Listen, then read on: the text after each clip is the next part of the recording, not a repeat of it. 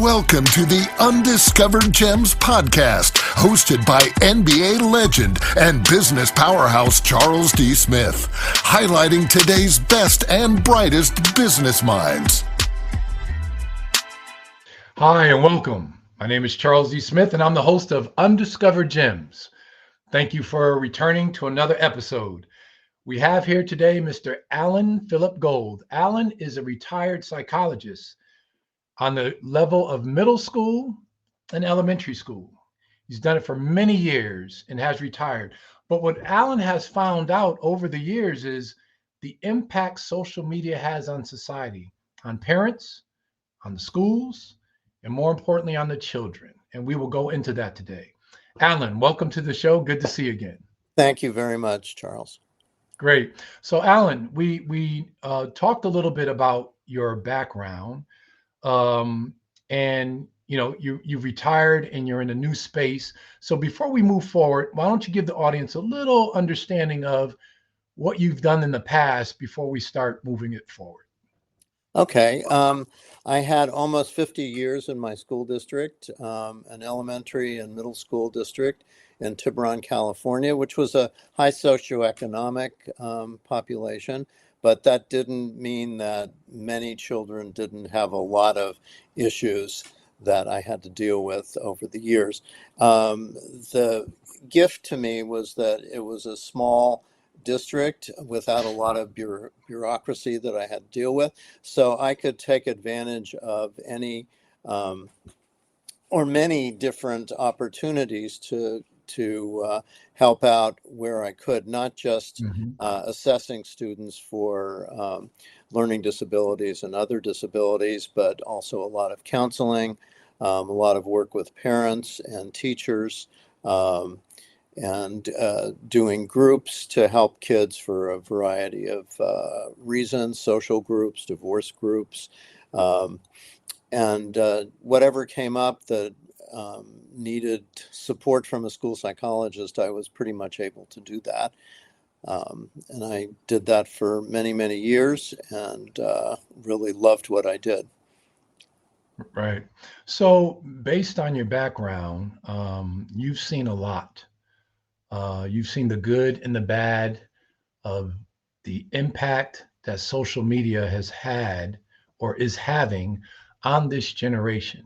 It's impacting the school system in some sort of way, the home, the families, the parents, and more importantly, it's impacting the children who are addicted to social media.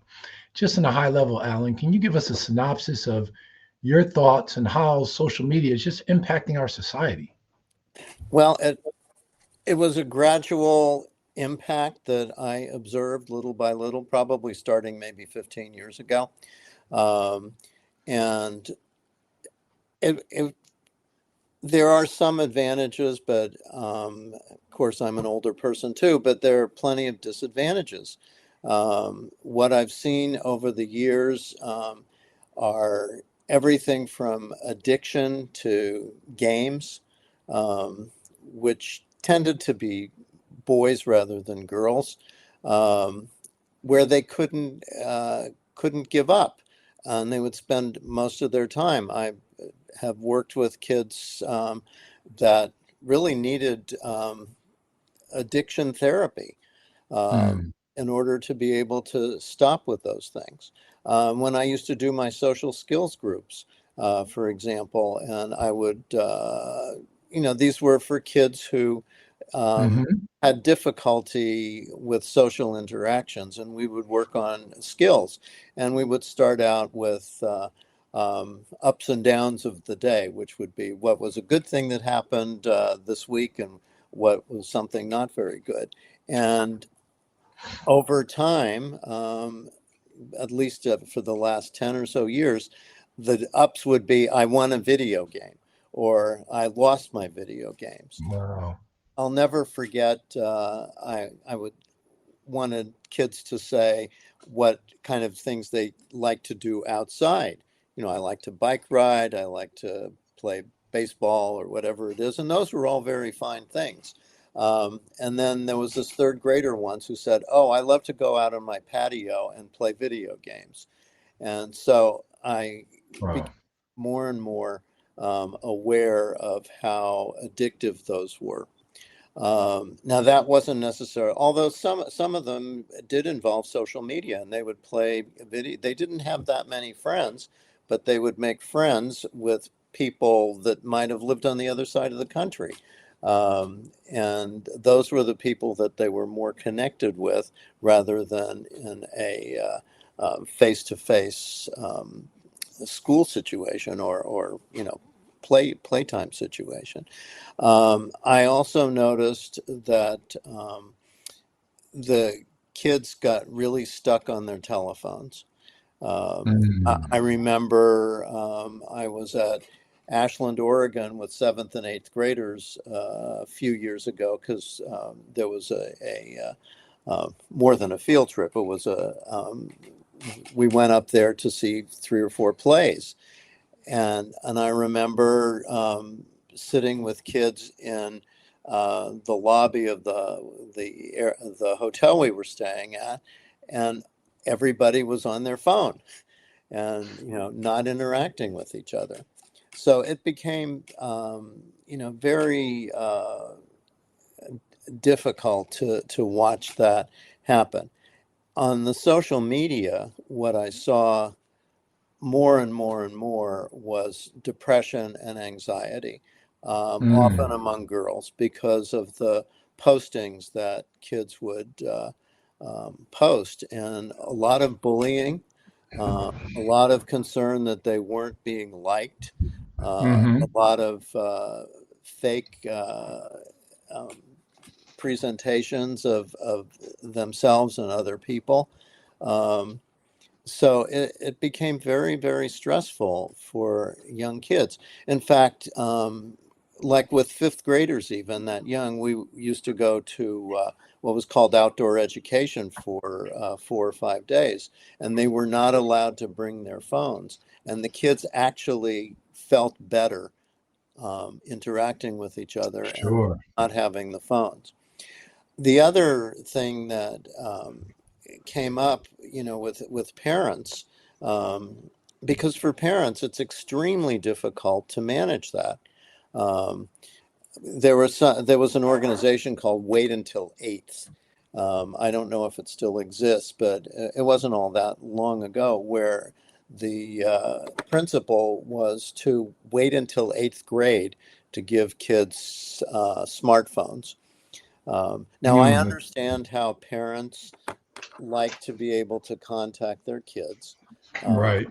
and so to be able to, text them or have a Right. telephone call if they're out, once, they're 10 or 10 or more, they, are more independent. So I understand that. It's not that phones are that bad. I mean, even Right. for myself, when I'm having a conversation with somebody and I can't remember something, it's fun to kind of Google it and get the answer to what I couldn't remember.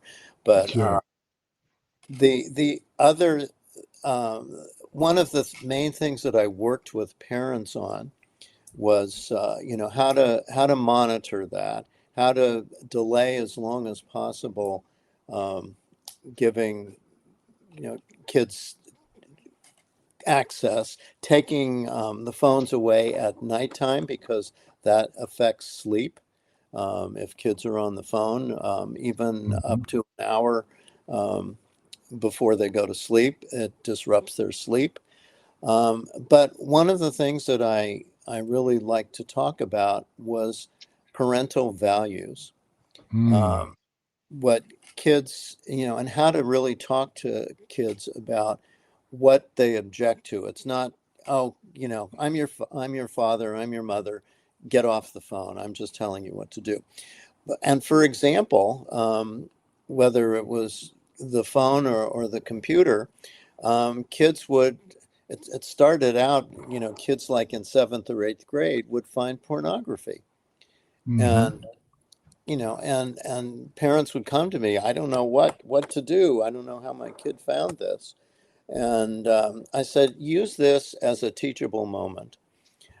Really think about your values. What do you object about that?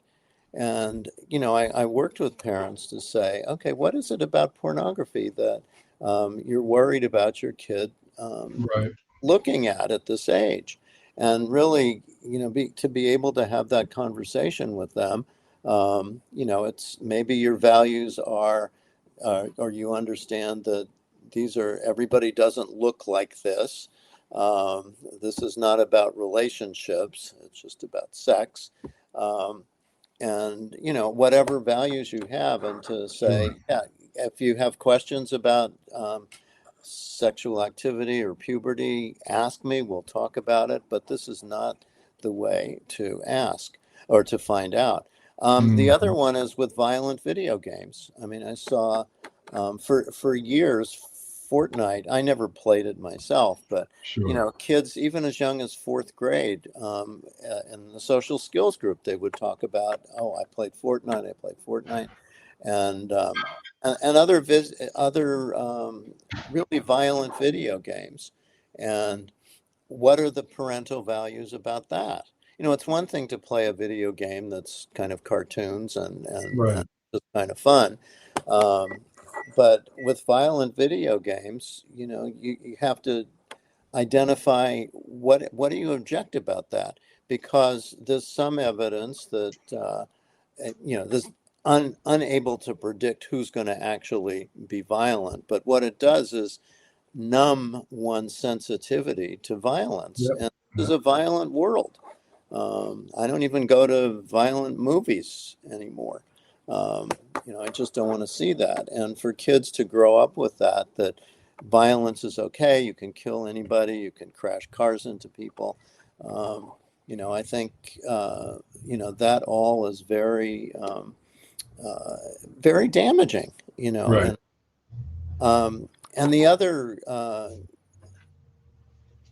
skill I think that kids really lose from all of the communication on social media is really how to communicate with each other face to face.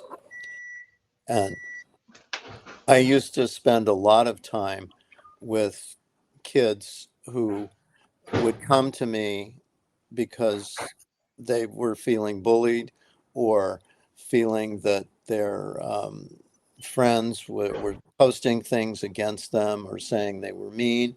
And it took a lot of time to deconstruct those Mhm. misunderstandings. People would post things that they would never say in person. And it seems like, and COVID worked on that too, because Sure. people couldn't be in person and talking for a year or two. And so I would work very carefully with two kids or a small group of kids. You said that she's really mean to you. What does mean to you? Right. what Right. i- what is what is she doing that's annoying you? And do you have to react this way? I did a lot of classes in recent years, just in class lessons on bullying and teasing, and why kids might do that. And I don't know if I mentioned it before, but that expression hurt people," and kids knew what that meant pretty much, even in Mhm. third grade.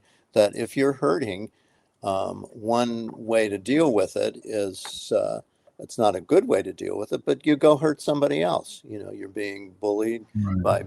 by older siblings or even parents, and then you go take it out on somebody else. Whereas the best way to deal with it is to sit down face to face, have conversations to try to figure out what behaviors need to change. And I would tell kids all the time, unless you get some feedback. I said, "Do you know what feedback means?"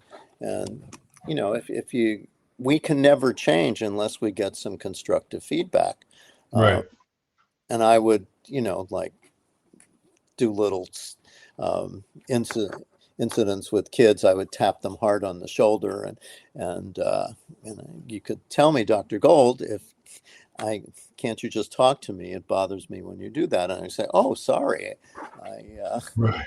I won't do that anymore." But unless Right. we give each other feedback, about our behavior, there's no way that we can change it. Right.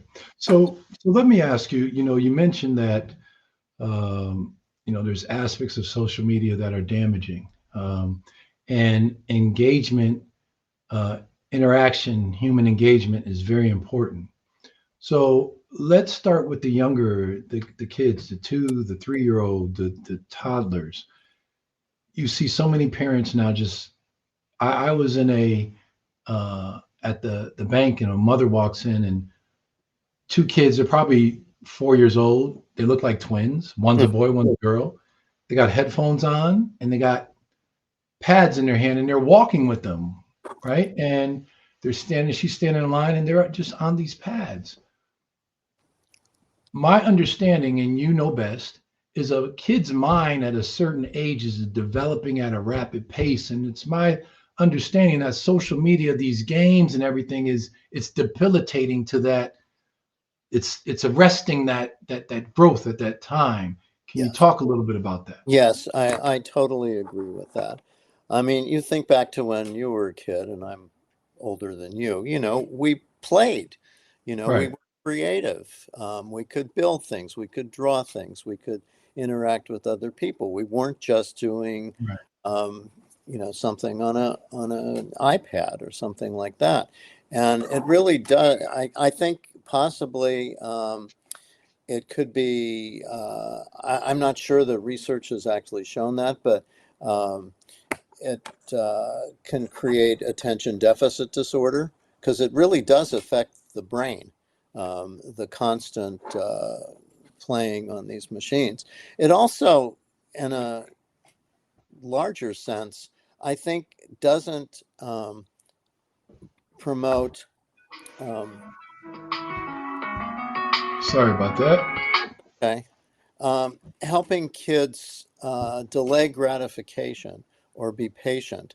If you're playing a Yeah. game that doesn't work, you just start it over again. And I mean, one of the things that I think society in general that I've seen is that people aren't very patient anymore. They're not willing to exert hard work. If you can't play a game, you try another game or something like that. And you're absolutely right about how young brains are really developed, um, are affected by the things that they do. And there may be quite neurological problems that come from being stuck on iPads, and phones at that young age.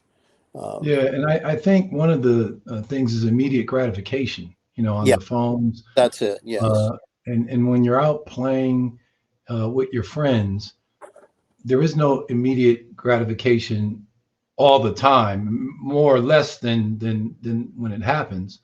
But in the games, kids win. They at certain levels of all these games and things that they play. It could be an easy level or a harder level, but they're playing. They're winning automatically. So they're losing patience. These kids Yes. don't seem to have a lot of patience. Yes. Yes. I agree with you. Um, And I even understand how addictive it is, because I like to play solitaire on the computer myself. And, I have to say, okay, if I don't win, how many times am I going to play? I mean, Right. that, we're all vulnerable to that. And, it's a Yes. diversion, but, I don't want to, spend hours on that. But kids Right. really, I've worked with psychiatrists who actually have worked with high school students who they don't do any homework, they barely eat or sleep, and they've just been on, playing games for hours and Right. hours, and it's very dangerous. Um, Hmm. so there's a lot of negative effects of it, and the hardest challenge, I think, is for parents to monitor that, and well, teachers too. Like one you mentioned earlier about you know most schools, I think, still say, don't use your phone when you're in class. I remember at least some classrooms would have a little cases on the wall, and kids would have to put their phones in the little pockets there and then pick them up later. Mm. And I know when I would counsel some kids, sometimes they would say, "May I use my phone to check something?" And I would usually say yes, because they were just with me, and if it was relevant to what our discussion was. Um, Hmm. but I know in high school, I'm not sure that they do that, and kids are, while the teacher's lecturing, they're just on their phones, you know. Right, right. And Well, let's talk about the parents. How should parents raise their children in a social media society? Because a lot of times you see parents just let the kids do what they want to do because they'll say, well, at least he's not getting in trouble or she's not getting in trouble. yeah, But Alan, you know that there's trouble in the phones as well. exactly. Yes, So yes. how should parents manage Well, or deal with kids? one thing I think is they should probably not allow their kids on for as long as they can possibly do it. I'd always wondered if anybody done any research on, our kids who aren't allowed to have phones and iPads, do they really lose friendships? And I don't know. It would be a Mm, good research topic for a PhD student to find out. If you deny a kid social media, are they really rejected? I don't know. But I think to postpone it as long as possible, and to mm, have kids on computers or iPads in a public place, not let them take them to bed with them, as I said earlier, mm. um, and to let kids know that they are going to be monitored, that parents have the passwords. Kids are very smart, very technologically Yes, yes, able, and yes. they can fool parents. But I think if the parents set the standards when the kids are young and get the kids used to that, when they're 7 or 8 or 9, kids are going to rebel when they're teenagers anyway. Hmm. But I think to have parental access to so they can see the texting conversations. I mean, I've Right. certainly had parents bring me texting conversations that they were very upset about with their kids, so that we could act on them. So Mm, and I feel terribly um, bad for parents, because it's so hard to they've got their own computers, their own jobs, you know, yeah. and it could be a 24-hour job just to monitor that stuff. Right. But it also, part of parenting is finding that balance between managing and, as I call it, consulting, where they help their kids figure out solving their own problems. But at Right. some point, with social media, I think that's a place where parents have to accept the fact that they have to manage. That's why I say putting it off for as long as possible, like what you Yeah. were describing, the two kids. Just, kids don't need to do that. Parents No. need No. to take the job of babysitting, you know, Yeah. and monitoring their kids when they're not on, um, on social media or technology, and Yeah. just let kids play. Yeah. It sounds as though, parents have to really be engaged with their children more today than ever before. Yes, I think And I that's mean, as far as communicating and being in their lives, because they got this other life that the parents know nothing about. But something you said earlier, Alan, about friendship.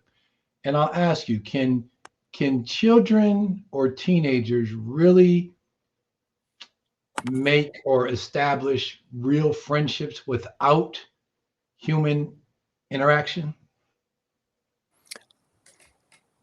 they think they can, Hmm. but I really doubt that, Hmm.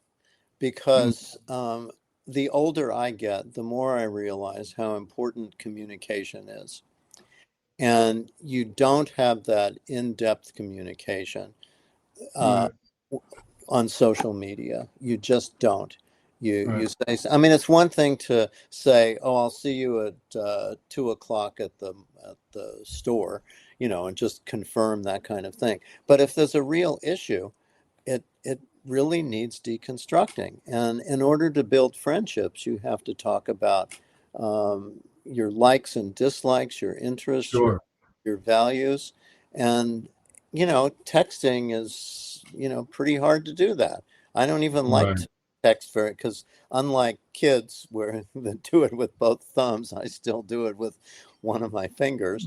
And Hmm. I'd much rather email because I can write a lot more information. Sure.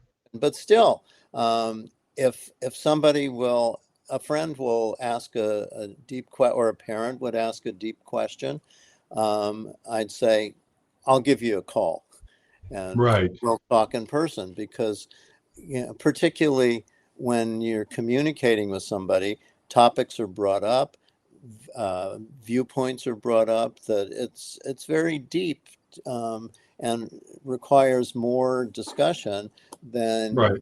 you can do, just with typing. you know. So I think building friendships really depends on um, in-person communication. Yeah, and I think parents need to tell that to their children. The one thing you said about texting, the kids today think that the text is the ultimate communication. Instead of picking up the phone and call, I don't even read my texts all the time, and they send me messages, and I'm like, I didn't get it. You're Yeah, waiting an hour because I didn't know. Why didn't you just call me? Oh, yeah, it's exactly. unbelievable. And I guess I'm old school, but they feel that, and they do that with each other. I guess that's their mode of communication in real time, Yeah. but it's just not mine. What about the fact that it's we first define addiction, and we're coming to a close soon, but I really want you to talk about this.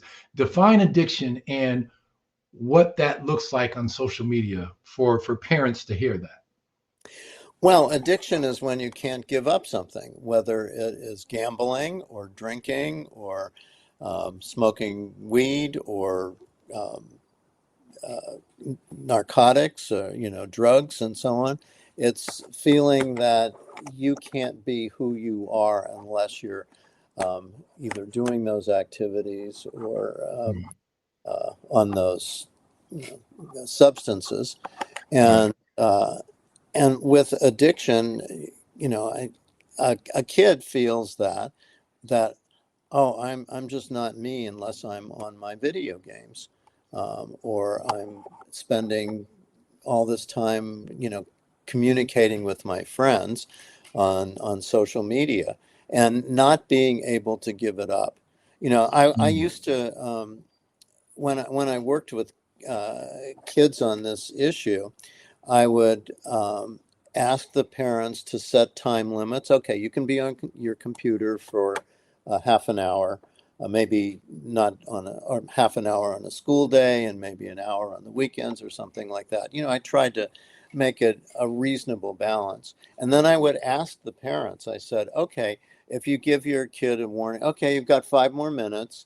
And then the kid would say, okay, let me just finish this game.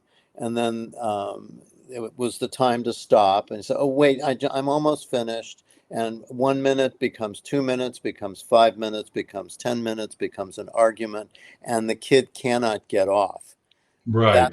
That's when I would say, here's where I'm worried about addiction. Now, some Right. kids would be able to, finish. Okay, mom, I'm finished. I'll put it away. And some kids would be able to do that. And I would worry far less about them as being addicted. Right. But the Right. ones that couldn't get off, those are the ones that I worried a lot about. And, uh, for those kids, I think it has to be an um, cold turkey, all or nothing. For some Right. kids who, had some sense of balance and could stop, okay, then they can play because, they're not going to stay on it for past Right. the time limit. But and it's very hard for kids to say, no, you cannot do that, and Right. hide the iPad or the phone and take it away. But they're not proving that they can actually give it up. So that's how I see addiction. Right. Well, Allan, of course, once again, the show is coming to a close, and we can continue to go on. But look, I just want to say, Allan Gold, Man of the Year. Thank you for coming on Undiscovered Gems and dropping some knowledge on our audience on this subject matter. This is a hot topic of social media, children, and parenting, and it will be a hot topic for some time. So thank you for being on the show. Okay, thank you for having me. I hope this was useful for some parents, if not many parents, who are listening. Thank you, Allan. Okay. We hope you enjoyed this episode of Undiscovered Gems with our host, Charles D. Smith, highlighting today's best and brightest business minds.